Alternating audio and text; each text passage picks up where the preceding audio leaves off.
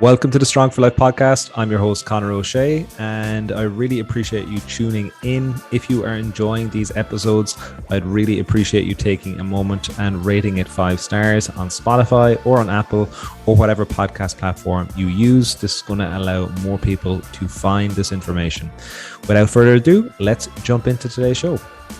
All right, folks, welcome to this week's episode. And myself and Brad today are going to talk about the 5 levers to focus on when it comes to building a pain-free body. Okay, so we're going to go through environmental factors, all things movement, all things mindset, all things nutrition, and then the thing that is most important is integration of all these things.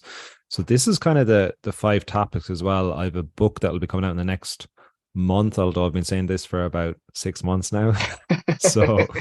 But I'm pretty sure it will be coming out in the next month. And this is kind of an overview of what's covered in that book as well. So let's jump into environment, Brad. Do you want to maybe go through that, give some examples, and we can just kind of bounce ideas off each other? You mean just in terms of how your environment sets up much of your performance and perspective? Exactly, yeah. Yeah, I mean, it's very much that, I think a very good one is when you think about your environment in relation to nutrition, or, if you're in a household where everyone's eating a certain way, or there's certain items in the fridge or cupboards, it's going to be very hard to say, well, sort of high calorically dense foods. It's going to be very challenging to try and make a change. So that's your environment playing like a critical role in your behavior. But yeah, just the way we work, the way we sit. Do we stay in a chair all day? Do we get up and move around?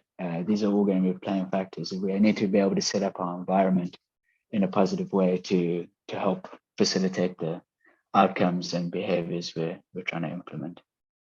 Yeah, totally, man. I think like the big thing, it's always interesting because if you just are kind of in autopilot mode, you're not really thinking the whole way. Definitely like in Western countries, the way it's set up is that you're going to just sit a lot and then you're going to probably have access to highly calorific food, highly refined foods everywhere. So like that's just going to result, if you're not thinking, to be overweight and in pain essentially. And like when I was in Southeast Asia, I spent 2 years there in 2013, 2015. I spent half a year in India and a year and a half in the northeast of Thailand in a place called Khon Kaen. So it was a really nice experience. And I was always super interested in like how well people were moving, like people in their 60s, 70s, 80s, in comparison to like my grandparents or older people in Ireland.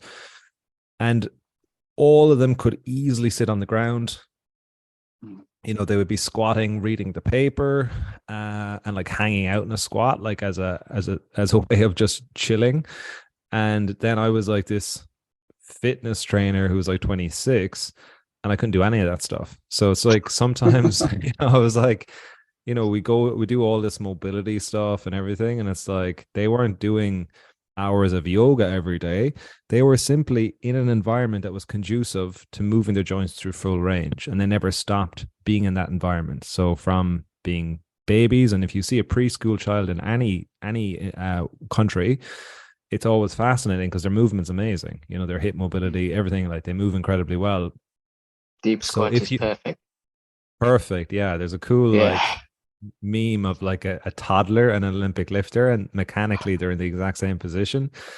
So basically, if you're in a position where you're always sitting on the ground throughout your life, you're using a squat toilet, you're never going to lose function through your ankles and through your hips. Like it's never going to happen because you've never lost it in the first place. But for me, in my experience, when I was 5 or 6, I sat in chairs. I didn't really sit on the ground until I was 26 again. So I had like 20 to 30, 25 years of being in these compromised positions. And then a lot of people don't make a change in their 20s or 30s, they're like that until they die basically. And that's where Yeah. you're become super high risk from falls as you age as well, because you've spent so little time being on the ground because of the environment, that then when you do hit the ground, it's like super high risk.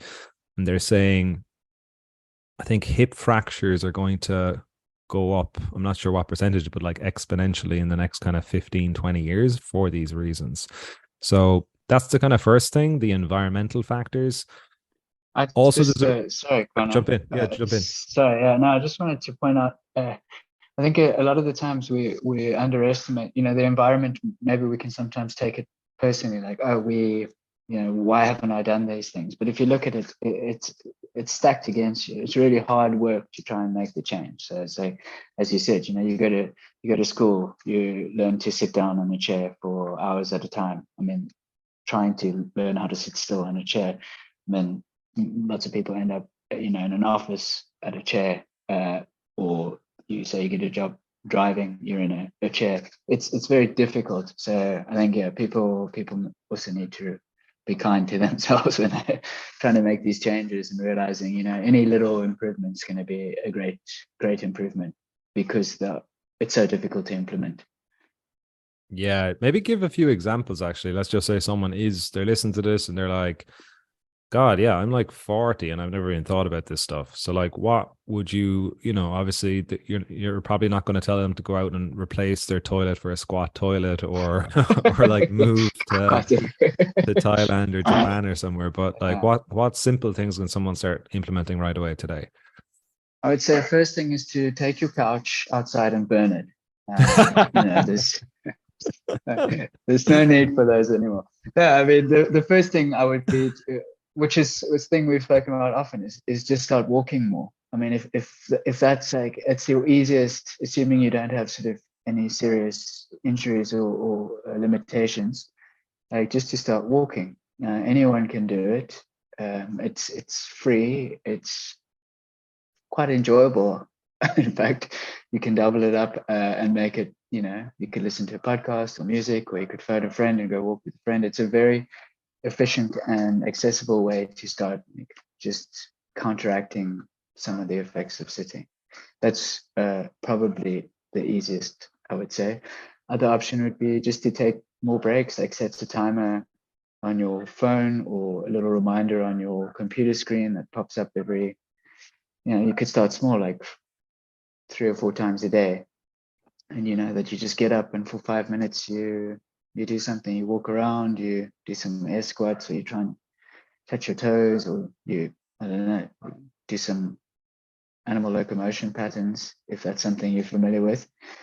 Other option is getting something like a standing desk or an adjustable height desk, where you can experiment a bit with standing and a bit with walking. But a strong caveat would be, don't stand too long too soon, because there are also potential risks involved there, sore calves, sore feet. So yeah, I would say if you really wanted to do something immediately, with very little investment or outlay, would be walking. Although we have a walking program that we can sell, which is like 5,000 Yeah. euro. So Yeah. Have you thought maybe you're not walking correctly? Well, I can teach you how. it's just click the link below. You can just send the PayPal payment to us. Yeah. But yeah, like And all jokes for a aside, limited offer only. Oh, sorry, jokes aside. Okay. yeah, When the jokes start, I have to rein I you in. know So it goes out the window. But the other thing about like walking is it's there's just so many net benefits. Like we really focus on walking with our online program clients. And another thing as well is it helps with like lymphatic drainage. So it helps your body move all the toxins through the body from a circulatory standpoint, which is really, really important as well. And your body is built to move. That's a really important thing, and a trap a lot of people can get into, even if they're actually active. This is me before. I was super active. I would train 6 or 7 days a week in the gym for an hour, but then I would do nothing outside of that. So you're almost better to just be walking more than the position I was in. yeah. Because your recovery is going to be so much better.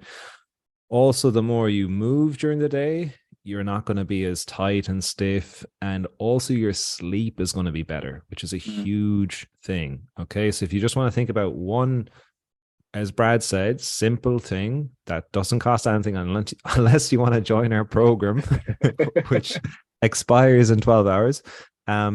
Walking is like probably the lowest hanging fruit that you can pick that's going to give you a massive return. And we're actually doing a steps challenge this month with our clients. And it's interesting talking to everyone, because everyone has probably, a lot of people have 2x'd the amount of steps they're doing a day. And everyone is like, yeah, I'm sleeping better, my body feels better, I don't feel as stressed. So there's just loads of like little things that if you can see how much benefit that's going to give you over the long term. So that's the kind of first thing from an environmental standpoint, and some really actionable steps that you can literally you can take right away today. Okay. Second thing we're going to talk about is movement. And I think especially in fitness, a lot of the times when you hear fitness, it's like it's a gym program.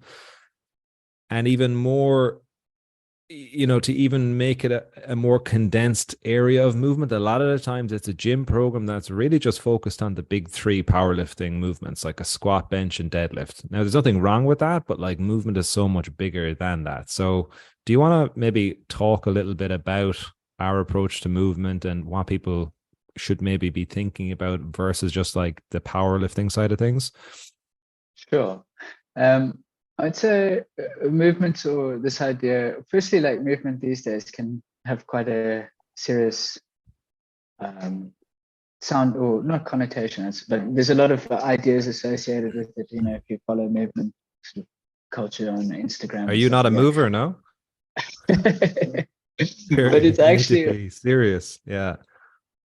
But it's like movement is literally just moving your body in positive ways. So it's what we've chatted about before, where the movement that you focus on, working on, practice is or often should be to mimic the outcomes or the movement patterns that you want to do in your life. So if you want to become, if you want to take up like circle dancing, to use an example that my mother does, you're not going to need to go and do heavy barbell squats and bench press and stuff like that. You'd spend a lot more time walking. Maybe if you wanted, you could do some kind of jumping patterns. You'd be wanting to make your ankles and knees and hips stronger and more mobile, and that's because the movement pattern, the movement you'd be working on would be directly transferable to this activity you enjoy. Which seems like so obvious to say, but it's something that we don't often think about. A lot of us don't think about, well, what do I want to do? What do I want to be doing with my body? What matters to me? I'm sure you've encountered that a lot with helping clients find out what they actually want to be using their bodies for. Because initially people don't know. They just think, often it starts, I want to change my current situation. I want to get healthier. I want to drop weight. I want to put on muscle. I want to move better. But often that's not directly linked, directly defined in terms of what they actually want to be doing. Yeah, and it's a lot of the times, I love squatting and deadlifting, and I don't bench it much anymore, but I still, I'll definitely be very happy to do benching in a session as well. Funny side note, when I first started training, I benched 3 times a week when I was 18, and surprisingly I started getting shoulder problems. Not sure why why that happened. All I did was bench press, which seems to be the way to go for like 18 to 25-year-old men. But basically, when it comes to your movement, as Brad said, like, what do you want to be able to do is a super important question. And then, like, what do you want to be able to do long term as well? See a lot of people who are, and like, again, I was very, I guess, in some circles, not very strong, but in general, like pretty strong with like deadlifting. I could double bodyweight deadlift and above that. But then I would move a couch and I'd put out my back. So like Mm. That just doesn't make sense. Like, unless I'm specifically following an athletic pursuit, which isn't actually healthy, and I'm like, I just want to get my numbers up in this lift because I'm competing in powerlifting. I don't care whatever else is going to happen. That's a different story. But like, if you want your training, which generally most people we're talking to and who's listening to this, they want it to improve their quality of life. They want to feel better in their bodies. They want to feel more confident in their bodies. Sometimes that's not going to include those big three lifts. And in general, you're probably better off looking at single leg work, single arm work, because that's going to help more with stability. It's going to be more challenging, requiring less load as well. So it's in the initial phases, it's going to be lower risk. You're also going to iron out a lot of imbalances. And then we're focusing on areas movements that's going to actually help restore structural balance. So in general, from people who are sitting your entire life, generally you're going to get very tight through the front side of your body from sitting. So in the position I'm in now, I can feel my shoulders folding forwards, my chest is tightening. I'm seated, so the area at the front of my hips is shortened, so my hip flexors are tightening as well. And then my back is starting to lengthen. Okay, so the muscles in my back lengthen and atrophy, and my glutes atrophy as well because they're not active. So all of our programming really focuses on strengthening all the backside of the body, because that's what's weakening throughout the day, throughout the year, throughout the decade, and then opening the front side of the body, because that's what gets tight throughout your lifetime as well. And that tends to fix a lot of issues. So like, from a really zoomed out basic approach, you should be, for most people, doing much more strength work that's targeting your back and your glutes than your chest and your quads. So you're doing the opposite to the beach muscles, the muscles that you can see in the mirror. And if you do that, you're going to have much better, lower risk with issues like shoulder issues, lower back issues, hip issues, knee issues. You're going to feel much better, and you're probably going to be much more upright and in a better, postural position throughout the day as well. And yeah, just about posture, like there's not really any bad postural position, but generally this will just pull your shoulders back into balance. So then when you are doing things like an overhead press, if your shoulders are in better structural alignment, it's going to lower the risk of getting injured in those areas. Do you want to jump in with anything there, Brad? I wanted to ask kind of what are some examples for listeners that common fitness or physical pursuits that focus very front strength leading to back tightness. I mean, I know some of the criticisms I've heard people level at yoga is that there's no real pulling training. So, you're very front focused. What are some other examples do you think that are just, neglecting exactly what you've just urged people to do? Yeah, definitely yoga. Like I've done a lot of yoga. I'm Hatha Ashtanga certified as well. And like, there's nothing wrong with yoga, but it's just, it's limited in the sense that it's very hard to target your posterior chain. It's very hard to target your upper back. And a lot of people from yoga be like, no, you can do different stuff for it. And you can, but like, it's using strength work or like gymnastic rings or something is just going to be way more effective for most people. And then you find people who maybe they have a shoulder issue, or they feel really, they're getting neck pain or something like that. They go to like a vinyasa flow class, which has tons of vinyasas, which essentially are push-ups. And that's going to pull your shoulders even further forward, tighten your chest even more, and make the issue even worse. So that can be really frustrating. And that's where, depending on what you're trying to achieve, yoga can be a really good option, or an option that's going to make things worse.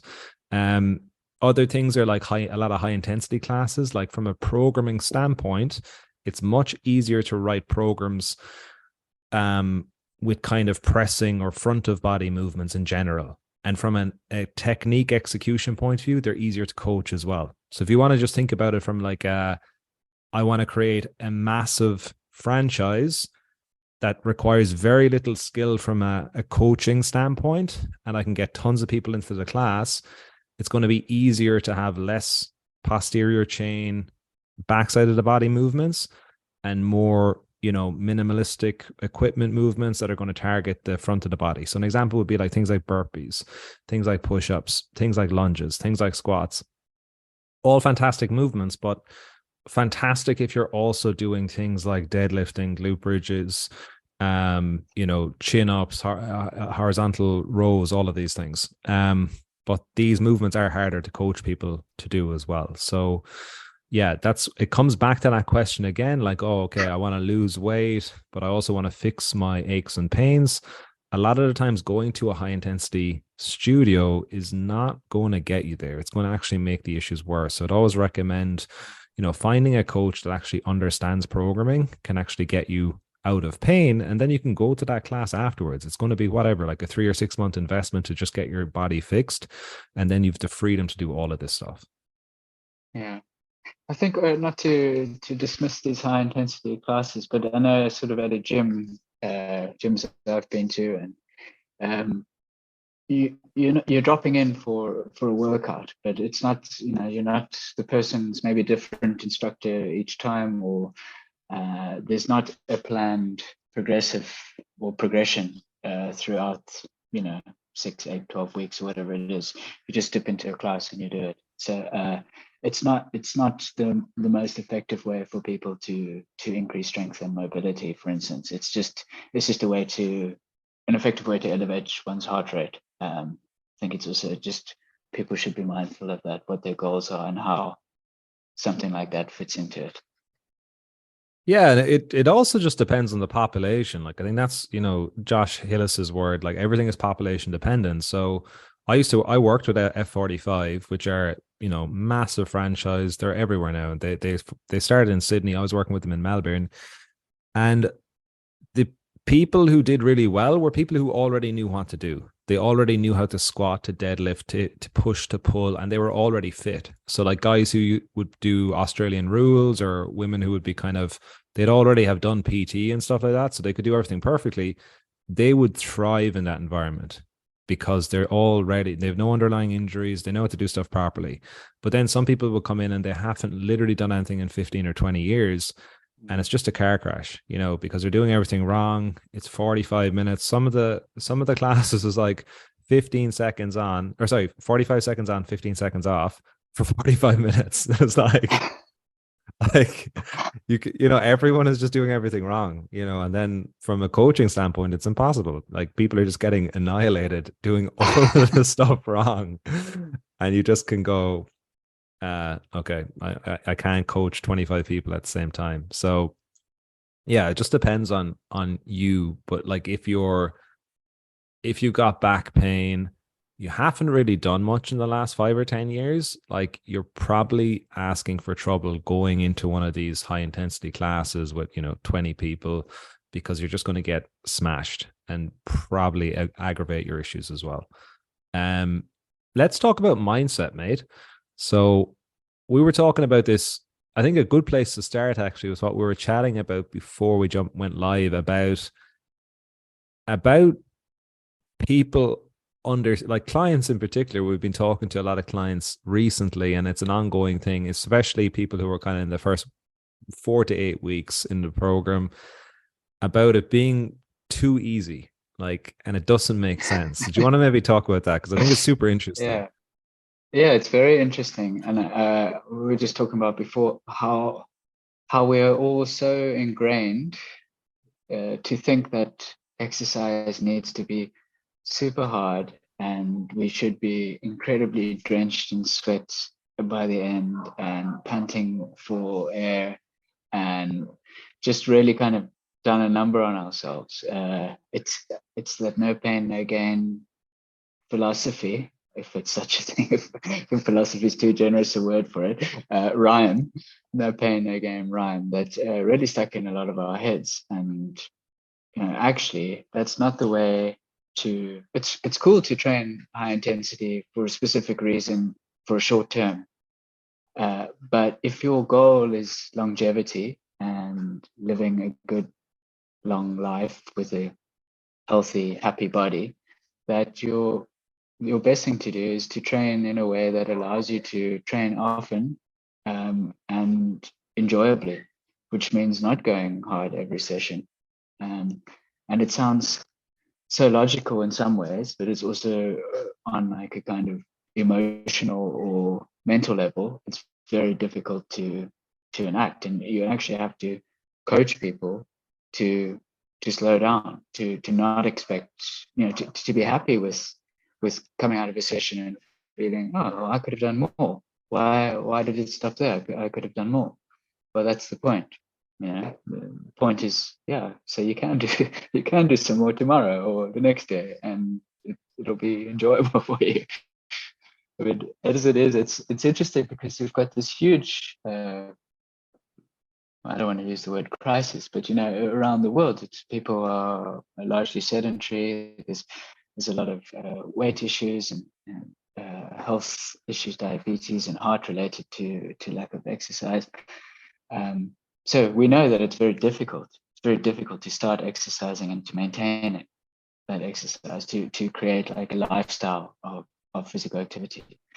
So it makes sense to actually make it easy and enjoyable, because it's already quite hard for a lot of people to do. So that's an interesting mindset that we come up across, and people, I think that our clients, they maybe start off and they think, well, this is too easy, shouldn't I do more? I know the message is always clear, or it's meant to be this way, and after a while, when everything's feeling so good, and so manageable and so achievable, then it sort of clicks and people are like, oh, okay, I get it now. And that's really cool. Yeah, and it's also just understanding that, like, let's just say you're working at an 8 out of 10 intensity, so you're leaving about 2 reps in the bank, and it's kind of weird because you're used to doing everything to failure. But what you don't understand is you've never trained consistently for more than maybe 3 or 4 months. So now with this system, you start training consistently for 6 months, for 12 months, for 18 months, for 24 months. And then what you see is that your 80% capacity is now, like, in 18 months, it's like 3x where 80% was in the first 3 months. So that's the thing that you need to understand, is that you get way stronger, way stronger than you've ever gotten, because you don't start all the time, and that's a huge, like, mindset shift to get around, because the first 2 or 3 months you're like, oh, this is so much easier than the last program, Shred X 365 fasting primal butt blast 69 802. Yeah. So, but generally, very few people that, like, in 12 years of coaching people, I've met very few clients that are like, I'm consistently training the last 24 months, and I want you to help me to take it to the next level. It's usually I'm not consistent. That's generally the conversation, like 98% of the time. So that's a huge one. And then Dan John, who is the most quoted man on this podcast, is like, are your workouts repeatable? Which I think is so important. Like, can you repeat what you're doing? And like Brad was saying, it's the same with everything. Like, can you repeat your habits? Can you repeat what you're trying to do each week? If you can't, then, well, you're not going to sustain it, and you're going to end up either getting injured or getting really frustrated because you keep failing. And that's a really vicious cycle people can get into as well. So we actually need to wrap it up now, mate, because we're running out of time. But anything else you want to share, mate, before we jump off? No, I was just thinking during the conversation how I've kind of personally grappled with this thing of wanting to increase my mobility to be able to perform certain, to get the final movement, versus like clearly an important need to increase my cardio, and a way that I enjoy doing that is through running. And running tends to make my ankles a bit tighter and hamstrings a bit tighter and hips a bit tighter. So it's interesting where you kind of think, well, what do you need in your life? Well, you need a healthy heart. You definitely need that. You also need debatable. You also need mobility, but you probably don't need so much mobility to perform these in range of motions that, that you kind of, well, for me, oh geez, that looks cool. I really want to be able to do that. But you have to take a long-term approach. Well, maybe you don't ever get there, or maybe you get there, but it takes much longer because you're counteracting this sort of tightening of the body through running. But ultimately, what's your goal here? What are you trying to achieve? Well, a healthy heart and a decently mobile body will be good enough. Yeah, there's a quote, I can't remember who it's from, but it's like, you can have anything you want in life, but you can't have everything. So you just need to put the focus on the goal. And I mean, that might be advanced mobility or flexibility work for this year. And then it might be cardiovascular stuff or vice versa, which is, it's whatever is going to motivate you as an individual. So I think that's always a good thing we were actually talking about this on the call during the week, with being okay with not having everything going perfectly, because some of the clients, like, they're doing their programs, then they're doing the steps challenge. It was Easter, so they were like thinking about keeping their food on track. So it's like, when all the good things you're trying to do from, a lifestyle change point of view becomes a bigger stressor, so you feel worse from all of these different habits, then you've missed the point. You want them to be like a positive tool to make you feel better, but not stress you out to the point of like feeling like you're a failure 24/7. So, and that's where doing less and being very clear, okay, for the next 3-6 months, this is the focus, and I'm okay with these things not happening because this is the focus, and understanding you can't do everything at once. So I think we'll leave it there. Very wise, man. I need to jump off. I just listen to different podcasts and just steal what they say, and then just I was just going to say, a very wise man said, the main thing is to keep the main thing the main thing. That's Dan John actually as well. He said something like that. Awesome, mate. I need to jump off, man. We'll chat again next week. Thanks for listening, everyone. Have a great weekend.